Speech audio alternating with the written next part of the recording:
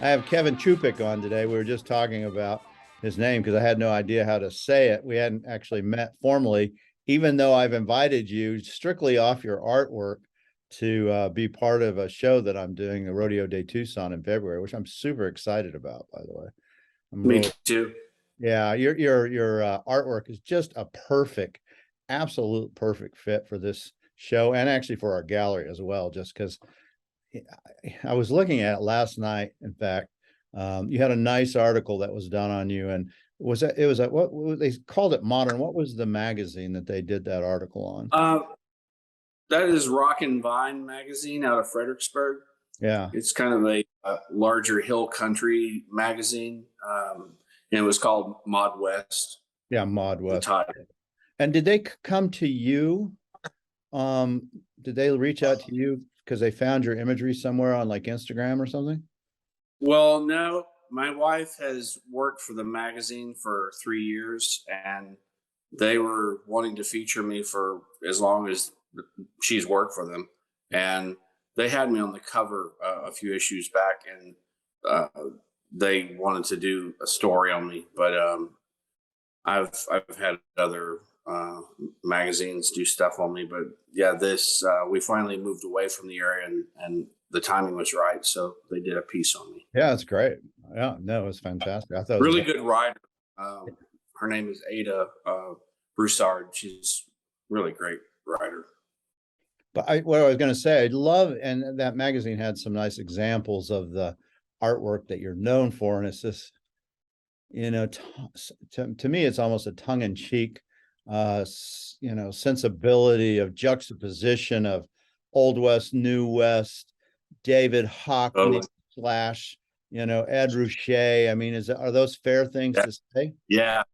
Yeah. Hopper, Hopper, yeah. Magritte, like a Western Magritte. There's a touch of surrealism, but not too much. But yeah, I think you're right on the mark there. Yeah. Absolutely. And I love Ruscha and I love Hopper and those guys I just have always appealed to me, especially the series that Ed Ruscha did of the gas stations. Yeah. Was Yes. that inspirational at all, or it just came about for you organically? Very much in my mind while making pieces that certainly dealt with perspective and gas stations in the West. And I'm always looking for a good reason to incorporate all those things. The road trip in the West is something that's kind of been part of my aesthetic from the very beginning. So yeah, who can get away from Hockney's swimming pool or Right. Ruscha's gas station? So it's Uh-huh. part of our lexicon. It is. And the thing about, at least for me growing up in the West, and I know you grew up in the West too, and spent a lot of time, well, you still do, a lot of time in the West is, those gas stations, those are just like iconic to who we are as the West, especially, the ones I think that have just kind of gone away, or you go to a little town like Muleshoe or, one of these little Western towns in the Portales, where I grew up, you see these things that just really haven't changed a lot. They might even have a tent in some of them. Yeah, I was in Santa Rosa just 2 days ago, and the last post I did, the whole town is crumbling, and all those wonderful stations that were around in the 50s and 60s, they're gone, and the motels are just about all gone. The only thing left is the signage, and just a few of them. So yeah, it's kind of an era bygone as well, which is sad. I think as much as the iconography and the material culture that's surrounds those places. I It was remember, part of my upbringing. yeah, I actually remember growing up because I grew up in Portales. I remember when Route 66 got bypassed in Santa Rosa. That was a big deal. It was one of the Yeah, last places to open to the I-40. And yeah, and because they knew it was just going to, it was going to be the end of the town as they knew it. And it yeah. was. Took them, it took 40 years for it to die, but apologize to anybody in Santa Rosa still lives there. It says, well, we're not dead, but I know you're not, but it Yeah, definitely affected you. yeah. Yeah, the movie Cars, the little animated one, the first one deals with that whole I highway bypass. They don't name it, but it's a direct reference to Route 66, and it makes me tear up every time I see that section where it talks about their town and how it used to be, and so it nostalgia is at front and center in my work. So I embrace it and use it constantly. Yeah, I guess that's what it is that appeals to me so much is I can feel that. And it's from where my culture is. I mean, I'm from that kind of eastern New Mexico, West Texas, Llano Estacado range. And, you know, Yeah, I see that imagery in a lot of your pieces, though yeah, it's more than that. Clearly, there's other things, but you sure. don't have a unique voice. Uh, there's no doubt about it. And I had found your work on Instagram, and I'm doing this show, as I discussed, I'm doing this show, Rodeo to Tucson, which is all about the rodeo, but it's not just tight traditional things. It's all the way to very Right. modern work, just like yours. And, and I saw it, I said, oh my, there you go. That's what I want right there. Cool. Who's this guy? Pleasure. Yeah. Yeah, I want to talk, even though I normally would go back, we're going to talk a little more about how you got there, but I do want to just talk a little bit about those rainbow scenes that you put in your bucking broncos and your cowboys, and even the rainbow kind of going one breaking up, into two divides. What is that about? There's obviously great symbolism there. You wouldn't do it, I would assume. Uh, I think it's more of a device to modernize what is a very traditional image of a bucking horse. At the heart of my work is this bringing together the contemporary with the traditional, Western, uh, urban, modern, old. That those kind of juxtapositions are at the center of it. So I thought, as a way to modernize it, keep it fresh, not do something that was done before, I would use stripes and really open up the color palette by using whatever stripes I wanted to. Basically, just a visceral reaction to what I thought the palette for a piece should be, and the directionality of it, relation relative to what the energy was in the horse and the rider.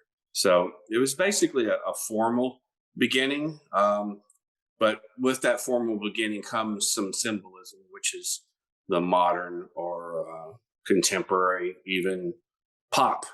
So Yeah, you it get definitely pop is. Western. Uh, First moniker I made work was Pop West. I made whole body of work, and it began with rounds specifically. But yeah, Pop West, Mod West. These are terms that I think I've coined and put out there and hashtag, and so yeah, And have you found people resonate toward those stripes? I call them rainbows. Stripes, however you want very to. much. Yeah, for different reasons, probably. It could be just as simple as color, but energy. I worked with a gallery for a while that just wanted more and more of them, and because they would sell, so I would just keep trying to make them. So I guess now I'm kind of drifting more towards a mid-century mashup with uh, singular cowboys in more rectangular formats, and it seems like the shaped panels were what gave me permission to mask off and stripe areas. I don't really do it so much in the rectangular formats for some reason. But that's not to say I haven't. Maybe one or two pieces I've done that way, but there's something about the way that those stripes divide the round picture plane or the oval picture plane that I think is kind of neat a way to create an asymmetry, which is another way to create tension in the space. Mm. Well, I think it's, and I can see why that gallerist asked for those things, because it doesn't take long for that to become iconic, right? I mean, Right, right. I would already say it is your thing, in the sense of, if I saw one and it didn't have your name on it, I would say, well, they're just stealing it off Chupik over there. That's Kevin's work, you know. I mean, Well, unless they do uh, it uh, very differently, you know. yeah, So, and that's unusual, right? It's unusual to be able to find any in today's world, you know, with so many artists and so many people looking for their own voice, which is what they're supposed to do. It's hard to find yeah, something that not only resonates with your audience, but more importantly, resonates with you. yeah. I think if you try to do it, it becomes forced. But it came upon things very kind of intuitively and naturally, and kind of from an honest place. So it doesn't feel contrived to me. So Nor me. all the better. Yeah. Yeah, So doesn't to me either. Yeah, no. uh, I think that was the first one I saw was, you know, one of your bucking Broncos with that. And I was like, okay, there's different. That's different. What's that? Wow, that's cool. And I'm honing in. so, I might not have honed in so much, but my mind is set in this show for the rodeo. And when I saw that, then it gave me permission to also see what else you were doing. hmm, And, you know, and it's not just that, it's way deeper. And right. quite frankly, I think my favorite pieces again are these ones that are, you know, whether it's a station or a building, and there's, you know, something coming out of, or this kind of very Hopper-esque lone sensibility.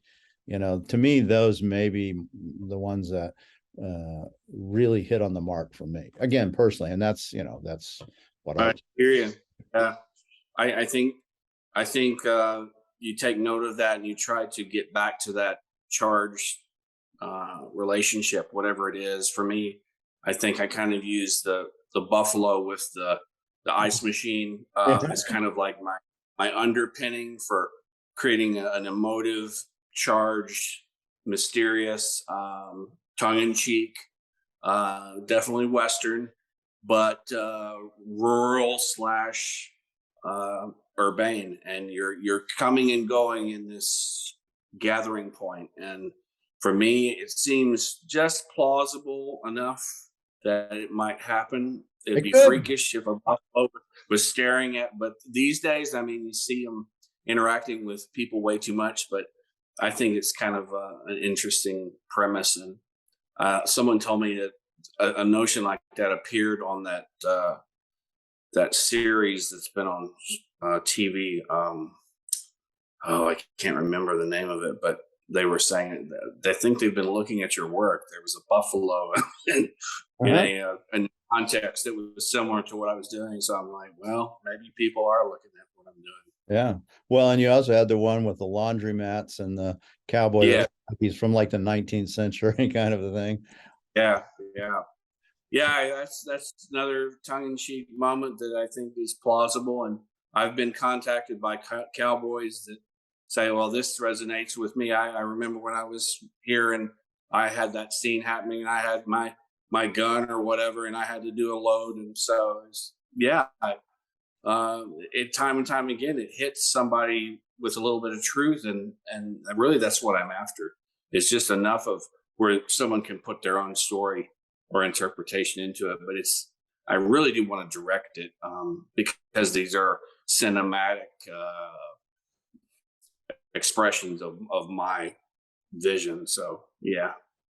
Do you have a sense, and I know it's hard because I write books, but do you have a sense of how that came about in your mind, the one with the cowboy and the laundromat? Or did it just, you're just, oh, that would work?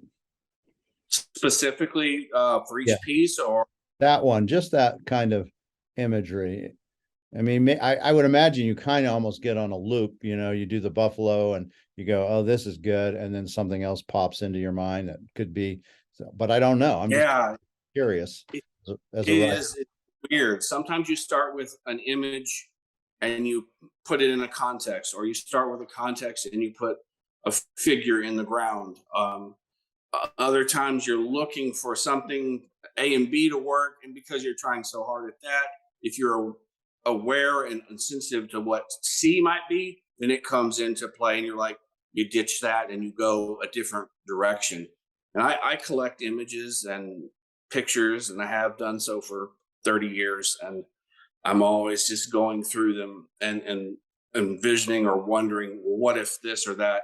And it's weird how they will look at, they will strike me different ways depending upon what's happening in my space or what I'm watching, or what little flash of maybe another artist does. And I have the permission in that split second to say, that's feasible. Let me chase that. So I think, and that, just talking about that is very elusive and magical. So I don't think as much as I want to revisit the magic moment, it's very difficult. You don't know when it's going to happen.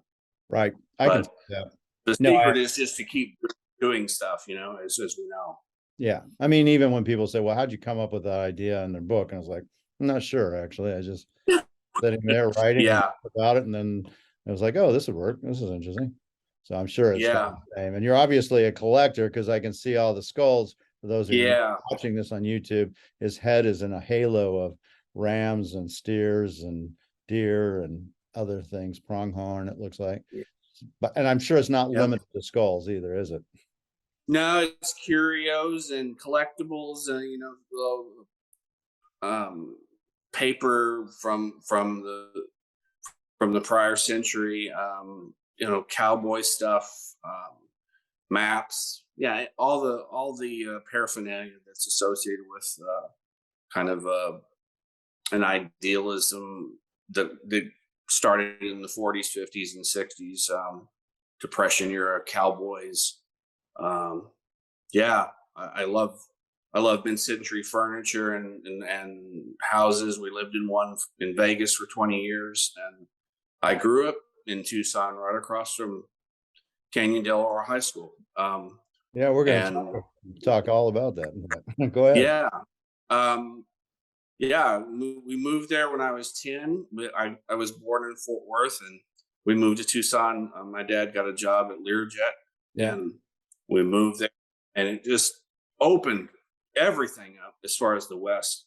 I spent all day outside, learned to hunt, take my BB gun out and learn to be still. Went out to Brave Bull with Dude Ranch outside of town, and I started looking at Ray Harm's stuff. And I'd go home and open up the Encyclopedia Britannica, and I would do watercolors of animals and under the letter A, and that was my first art. Just that. So You went through, that's did you go where through the my entire encyclopedia, like starting with aardvark and moving to armadillo and that kind of yeah, thing? whatever imagery I could come up with in that it was like a 1958 set that my dad had, and it was a great not only for imagery but for obviously learning stuff. So it was quite a reference. Were So you yeah. drawing? Were you drawing at that time when you're like 10 and 12? Oh, absolutely. From as soon as you can draw. But I started being very mindful of like how to make a picture and process and steps and color. And I think looking at his stuff probably set a mark even at that age, like, okay, I can make a body of work. And when can I do that? And it kind of tucked that away until high school, and then it resurfaces again in terms of like, what am I going to do professionally? And well, I've always done art, so I don't want to sit at a desk. So this is what I'm going to do. And those understandings change as you progress through education. Got my master's at University of Colorado at Boulder, undergrad at TCU, and in each step, Yeah. you're reassessing your devotion to your craft and professionalism and what it means to be an artist. When you were in Tucson growing up as a kid and in grade school and middle school and high school, were you known as like the class artist? And did you win any awards in that time frame? Do you remember? You know, I don't think so. It was probably something more that I knew I could do. I was more concerned with athletics. I want to be known as the fast kid, or the whatever, the good baseball player. the art was always for myself. Mm. Um, so people probably didn't know, maybe until much later, that that was something I could do. But yeah, Your I parents. listened to your podcast with Peggy Judy, and I remember that question coming up Well, I asked that about art. question because it continually seems to be a thematic through most artists, and you're actually outside the norm on that, which is interesting and something I actually want to delve into because you're seeing yourself as an athlete. You're probably very good at athletics. You were probably a really good baseball player, I'm assuming. I was told so. Yeah. Yeah. So you're ignited to that, but internally you're really working on your art. And I'm assuming your parents must have known that you were doing this art as well. And maybe They that's were very supportive. maybe there Yeah, it is, very right? supportive, very mindful of it. All they knew what I was capable of, and they always stepped up with. They never told me that spiel about, oh, you're not going to make it. That's a stupid move. Yeah, they were very supportive the whole way. Yeah, that's Yeah, probably what kept you from getting squashed, quite frankly, because they could have just been yeah, on, you need to be a baseball player, do this, this is really good, and art's not for you, and that's a good hobby, but nothing else. And because they didn't do that to you, and yeah, you already had this internal something that you did it, you were yeah, able to conquer and continue. And as we all know, I think in art, it takes just a lot of effort for long yeah. periods. It's a marathon. You got to start the race. You got to get to the midpoint. You got to finish it. And if you're going to really do something with it, you've got to push yourself and excel. You can't just be happy with finishing. You've got to be faster. Yeah, it's been a long road. I've enjoyed the last few years because it seems to all be gelling. Um, Thousands and thousands of not all thankless. I've had sales throughout my career, but there's something magical happening right now with the way my work's being received and sought after. Yeah. So Yeah. I don't think that's going to stop either. I think you're at the beginning of the snowball going down the hill. So well, when you go to college, did you go into art? You go, I'm going to become an artist? yeah, yeah. I left. I went for a year and a half at Stephen F. Austin, and I thought I was an artist, and I left with a 1.8 grade point average. And I came home You were an to artist. junior That's college. exactly right. Well, yeah, but I was a fool. I was partying. I, Yeah, I of I course. was into the nightclub scene, and Right. I came back and I went to junior college, and I really devoted myself to making and to school. I left there. I got into the bachelor program at TCU. Got scholarships immediately. Left there with honors, graduating with honors. So it was really a down in the depths to back up, and it was a lot of hard work. And I didn't uh, I didn't have fun per se during my undergrad time. I really put my nose to the grindstone. So that led to getting into grad school, and that was another experience where you're almost have it kicked out of you why you're doing what you're doing, to where the joy almost kind of leaves you. And it was mid 90s postmodernism. Painting is dead. All the everything I was not who you should be in Boulder at the time. So that almost killed me figuratively. So what I did then is go into my pursuit with mountain biking, backcountry stuff. I was ski bum.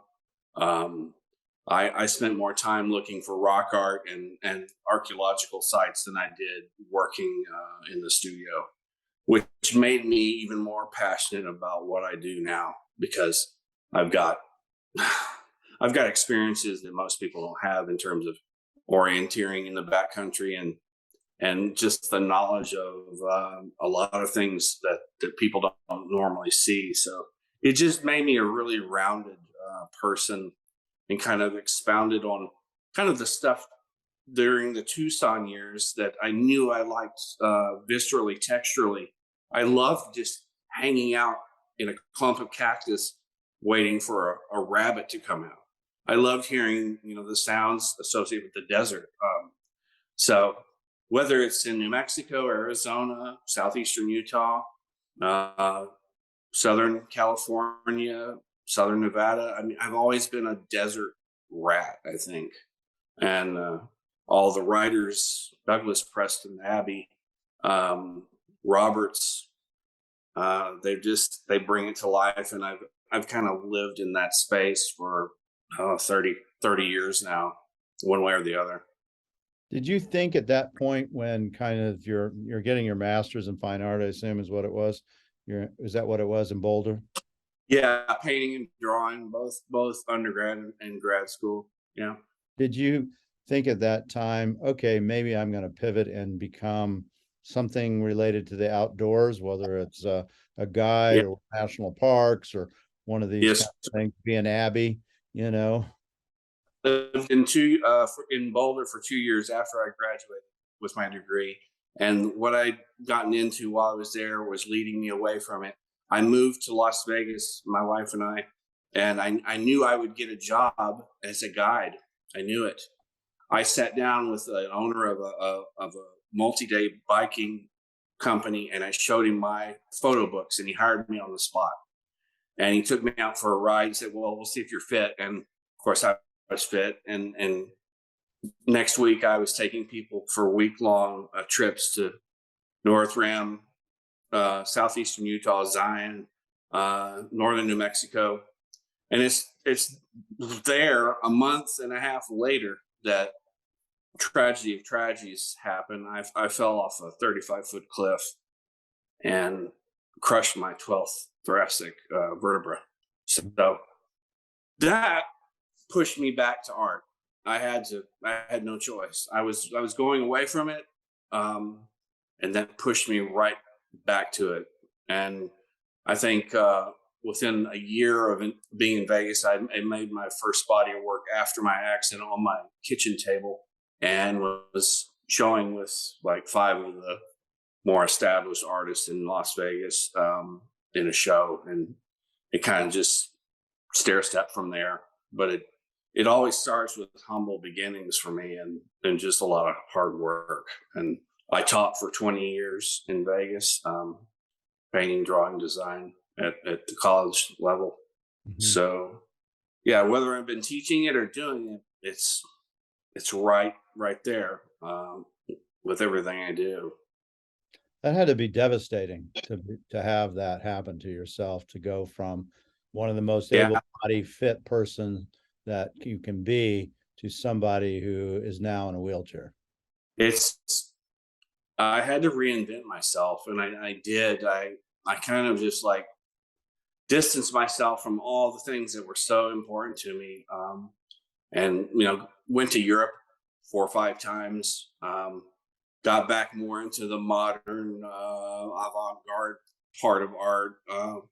Left what my undergrad and grad school was about, which was landscape and the Southwest and figuration with that, and I just kind of tried to get away from that. And I think it was 2014 that I started getting weary of what I was doing, and I did some pieces that dealt with my childhood and the kind of purity of. There's a body work called Return. Oh, I can't even remember it now. But it dealt with my youth, and I started doing these pieces that were about travel and children playing with certain things like army men and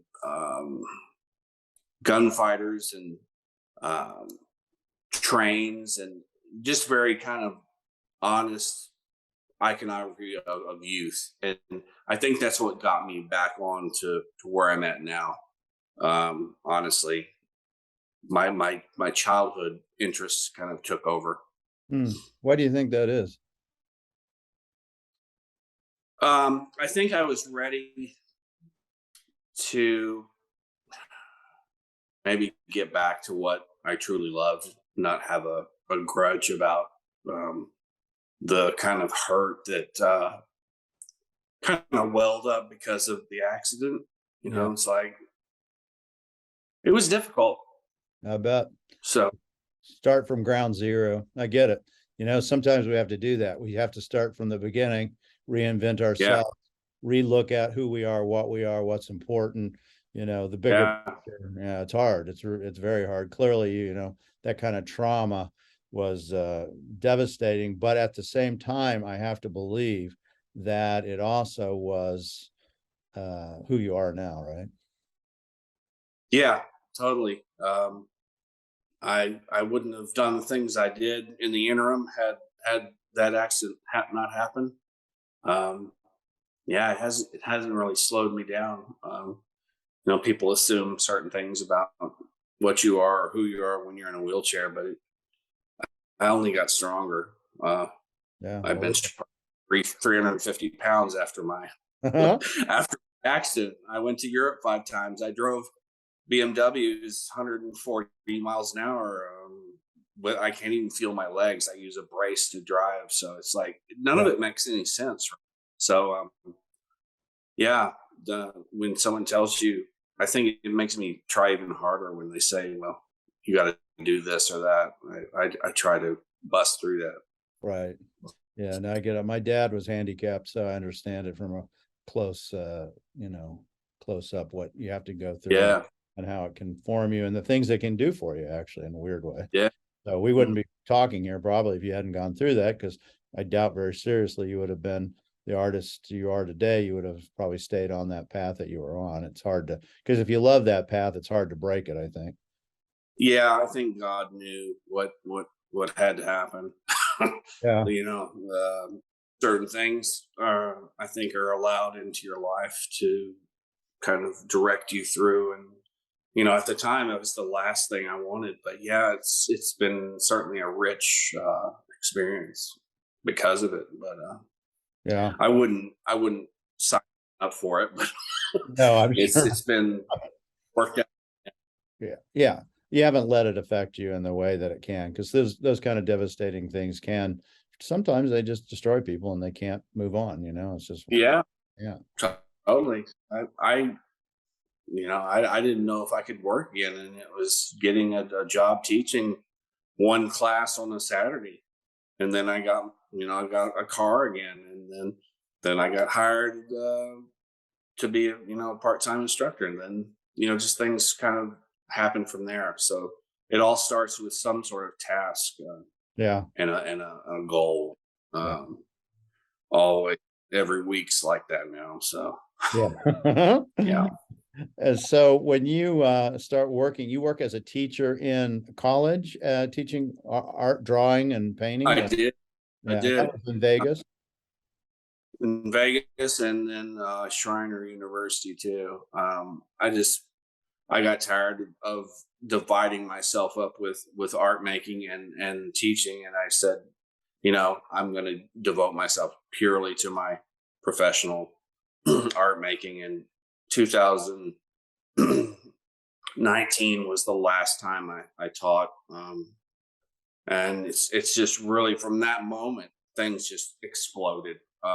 Really, 2020 was the best year. I know it was the worst year for a lot of people, but for my career and my sales, it was amazing. And it's just each year's gotten better, and this year is even ratcheted up even more. So yeah, things So, have really happened since I decided to just step out and not lean on, we're gonna teach and make, you can't do one or the other. right. Uh, yeah. Was there a reason, was, some nidus of something that in 2019 it was that you go, I'm going to do this. I'm done with teaching. I am going to be a fine art painter and I'm burning the ships and I'm doing it. I taught with another artist a class actually, it was a month long intensive for talented high school students. It was the Western Art Academy in Shriner. They work with the Houston Rodeo, and they select only the top students in this big school district, and they come down to Shriner University there and teach, and it really took a lot out of me. I think it was more of a culmination of really 20 years of really pouring myself into teaching. And no, get me wrong, it was rewarding. It was a great job, but I always went into school knowing that I wanted to be just like a major league baseball player. You don't go in to play minor league or Right. kind of make it. You envision. I went to museums in Fort Worth and looked at the modern and Kimball and said, I want to figure out how I can be up on those walls. And I think I try to position myself with my work ethic and keeping at it, that maybe someday that could be true. And I think that maybe for some reason that was just the moment I said, I'm not going to do the teaching anymore because it's just watering down my efforts. I would do both, but it was very hard to do both. I showed as much as the full time instructors who taught as much as I did, but got paid more. So I thought maybe maybe I can just break away from it, and it's been good. Yeah, it's hard though, I'm sure. I'm sure it was a discussion around the family table more than once. There were some pretty interesting discussions, and I'm kind of in a "I told you so" phase where my wife was, you not everyone makes it as not. It's just you chose something that you could have chosen. I'm like, no, that's not true. I'm going to show you that's not true. Yeah. So I'm kind of enjoying. I jokingly say, well, look what's happening, and it's really happening. So Yeah, yeah, she's your biggest fan too. she is. Yeah, She's my right hand. yeah, She's a graphic artist. We were both in the program at TCU. She was in communication graphics. I was in fine art, and right. she's been professional artist just as long as I have been. So yeah, she takes care of my web stuff and helps me with my prints. And anytime I need a retool of anything, she's so knowledgeable about the Mac and Right. everything. So Well, yeah, and also I think two artists together, she understands better than most what it really means to be an artist and how difficult. She's right. I mean, she really, knows. Not, yeah. she's realistic. That's like if you grow up with actors' family, it's like, yeah, you can be it, but you know, Yeah, you know, and she's a great critiquer and really too tough sometimes. I want to escape her game, but she doesn't hold it back, and she has a really good sophisticated restraint. And she's like, no, that doesn't need to be there. Okay, she's right. It may take a couple of days before you admit it, but Yeah. yeah, it's great to have that second Yeah. set of eyes. Yeah, no, I have a few artists that are in your situation, so I understand, and I've seen it close Yeah, and for about 30 years. So you yeah. start, you say, okay, 219, I'm doing it. Were you showing in any galleries, or were you selling art at that up to that point? Have you been selling anything? So you go, okay, people are buying it. Somebody's interested in this. Yeah, I had some good sales for about 6 7 years in Las Vegas with a gallery. Brett Sperry had a gallery, and I sold quite a bit, and then moved to Texas, and I got picked up in 2018 by Visions West Contemporary in Bozeman, Mhm. and had a show with them. Sold something immediately, and then it kind of cooled down, and I pulled myself out of there because I thought it should be happening. And the gallery in Telluride, um, picked me up, and it took off. Also got acknowledged by Western Gallery, online show, and I think people started to see me in that show. This year, I've been approached by a dozen different galleries, and I've really kind of turned everyone away. To the point right now, I was open to your invitation, and really no one else's right now.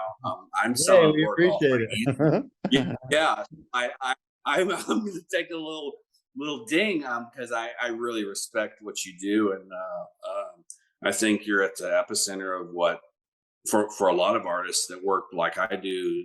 Maynard Dixon is like the man. Yeah. I really, I respect the artists you have in your gallery, and they're the who's who right now.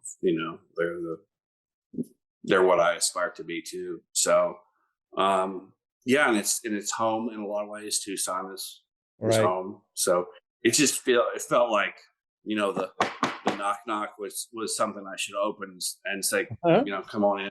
Yeah, I'd be happy to sit down and have a meal. So, yeah. You're gonna come to the opening, I hope. Oh yeah, yeah, yeah. Charo is across the street from my gallery. You don't have to do anything. Wheel right there. It's like in the same parking. Cool. You're on Sunrise. Sunrise, yeah, Sunrise and Kolb. So I'm like 3 minute, maybe 4 minutes from Sabino Canyon. That's my view is Sabino Canyon. My dad's favorite pastime was sneaking us into Westwood Look, Yeah. and um, he, him The and the pool. bartender there had a relationship. Yeah. I saw a lot of gallons of swamp water being consumed, but yeah, we loved that place, and the foothills, the Catalinas, were front and center in our favorite place in time. So I'm excited to come back and do it again. Yeah. And so for now, how are you selling your art? Are you mainly just doing it through your website? Through Instagram. Yeah. I'm publishing concepts and or finished pieces, and about the last 7 8 pieces, I haven't even finished them before they sell. So That's fantastic. people are buying concepts right now, and I've convinced them that that's what they got to do if they want the next piece, because it's Yeah, I going to get be it. gone. So yeah, it's been really amazing. And the prints side of it is, I've got about now 30 40 prints that I'm actively selling through, and they're runs of 250, but they're really good prints. I work with Canyon Creek printers out of Dallas, that they do John Fleming's prints, so they're really good. And yeah, And are it's those great done, right now. are those done as a Giclée? Yeah, Yeah. And what are the sizes yeah. of those? What size do you print on those? Most of them are around 30 inches. Yeah. 20 by 30 kind of. Smallest ones are 18 by 24, but they go up to even to 30 by 40. So they're a nice generous size. The rounds I do is a 32-inch paper, Yeah. with a border that's not too big, but yeah, they're nice prints, and I think they're reasonable for what you get. So that's been great. And so how do people find you? So let's make sure everybody knows how to get to both your website and your Instagram account. Yeah, the website's kevinchupik.com, and Instagram Kevin Chupik at Kevin Chupik. Okay. And yeah, I went through your Instagram account actually. When I saw the one thing, I was like, oh, let me go to, which I found on Instagram. I plowed through all of them. And I know it's a really good thing when I chuckle and go, when a painting will make me, laugh, in a good way. So good. Yeah, it's like, oh yeah, that's so great. It's just like, Well, yeah, that's just that's great. an honor. That's really cool. Yeah, and they do. So I encourage people who are listening go to his Instagram account or his website, both, but the Instagram account too, and you can see all his pieces. And can you buy directly off your web, or do they just have to contact you? absolutely. You can DM me over Instagram or email me, Kevin Chupik at yahoo.com. And I'm very good about answering questions, also do commissions, kind of give and take conceptual direction for that. But yeah, uh, get a hold of me and see what we can do. Otherwise, they're gonna have to wait till February and get the That's piece right. from Madison I'm Bank pretty Gallery. excited about the two pieces I've got in the works for you, and the people are already wanting to steal them, but I'm not going to let them. Oh, yeah, that'll be So cool. I'm gonna turn the whole gallery into this, we have a 7,500 square foot gallery, so yeah, it's gonna be a place to come. It's gonna be fun. I'm excited. Yeah. All right. So you had this very interesting career. And I think maybe the most interesting part in some respects to me is how you were able to literally do what you did, pivot and say, no, I'm doing this, and then actually being able to do it and sell, yourself, basically. That's not an easy Yeah. accomplishment. There's very few people who've No, been able to do I certainly didn't take it for granted. You always hope, but yeah, I can't say there's a magic formula that made it happen. God's been generous, and I guess hard work. You put yourself in the right position. You make a lot of bodies of work, and hopefully get smarter about what you do, and figure out what works and what doesn't. But yeah, the public has just really embraced me lately, and I'm not arguing with it. For it. some reason, sometimes the the AI algorithm on Instagram is very kind as well. I don't buy advertising, but sometimes it just goes. I have 20,000 followers now, and that was when I moved to the area. I had about 800, Wow. so it's gone straight up in the Yeah. last year, straight up. It's the imagery. So The imagery resonates. I I hope so. Yeah, Yeah, it is. because That's exactly what it we've is. heard that expression, let the work talk for itself, let it speak for itself, and that's really what I try to do is make all of the things that are at play happen to make the piece.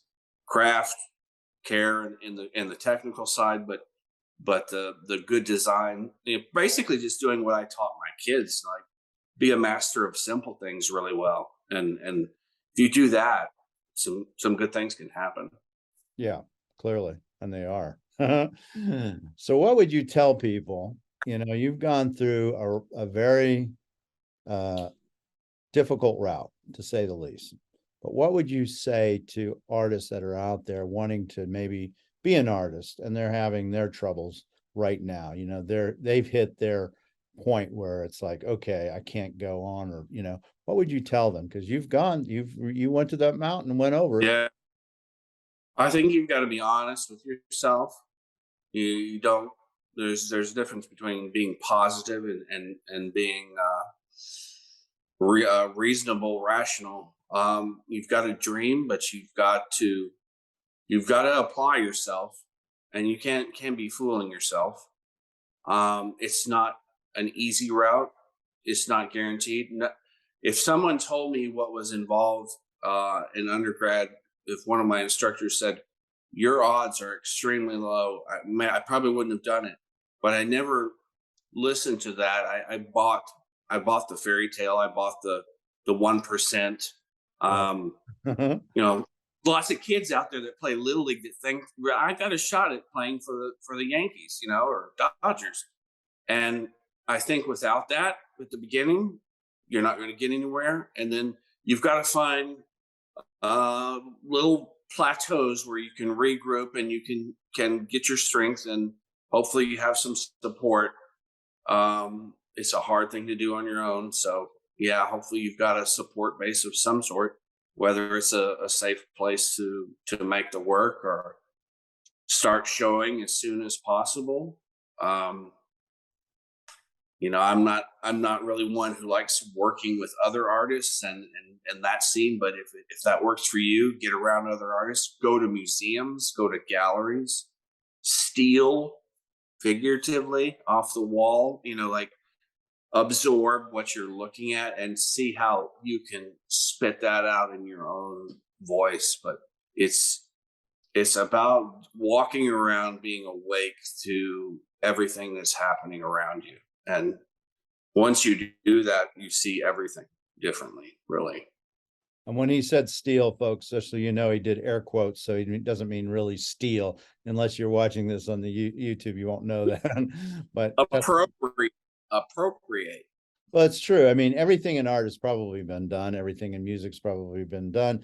I mean, even maybe writing is the same way.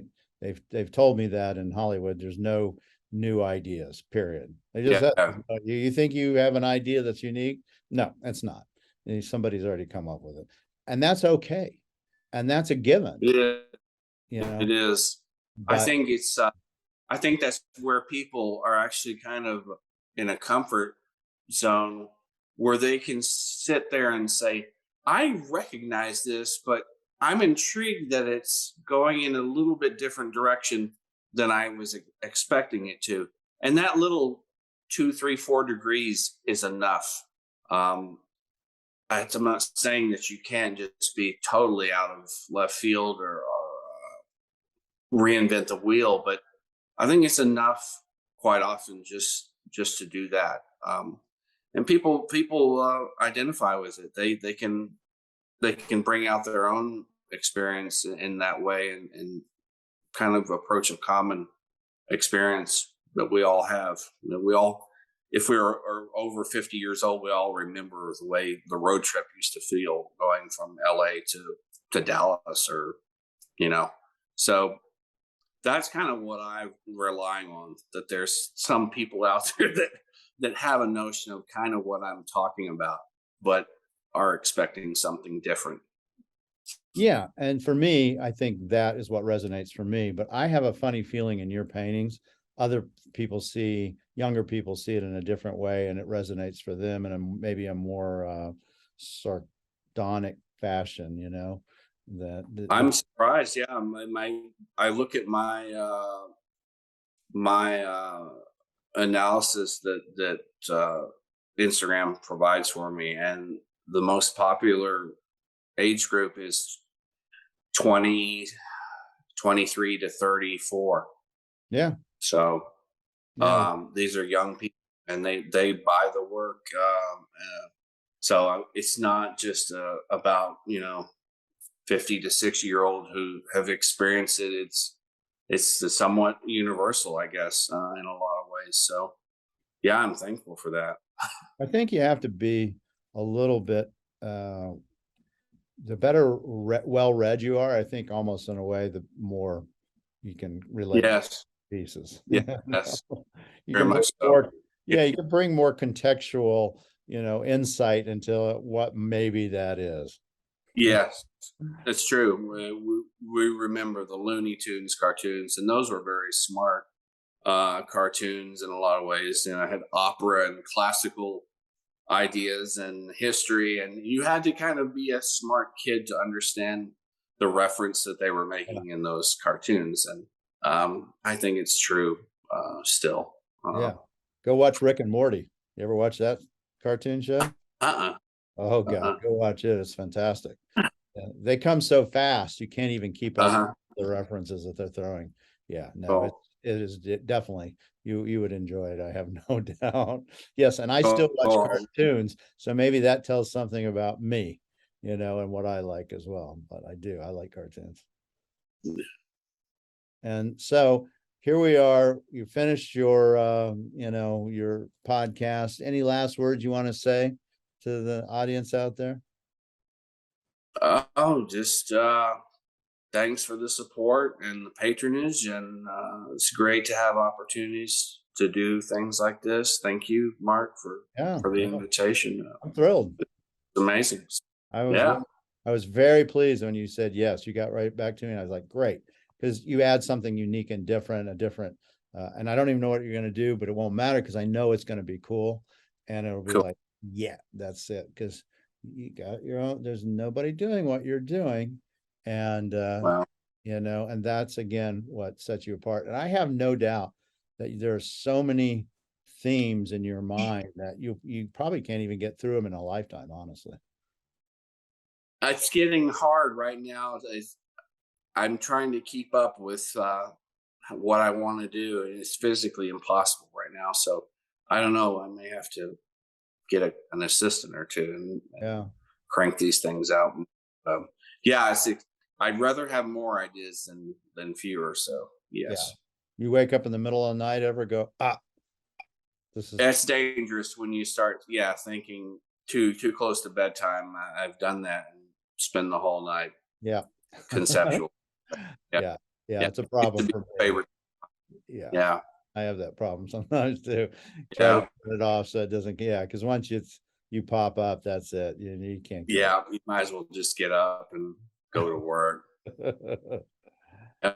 Oh, Well, Kevin Chupik, thank you so much for coming on, Mark, and we'll be keeping in touch. And I'm excited sir. to see the pieces because we want to include these in advertising. And I'll get to meet you in February. February 3rd is the show. That's a Saturday, and hopefully you'll come in before then. And I'm thrilled, man. Yes, Congratulations. sir. Thank you. Appreciate it. Take Absolutely. care. All right, we'll talk soon. I can't wait to meet you in Okay. person. All You right. too. Bye bye. All right. Bye bye.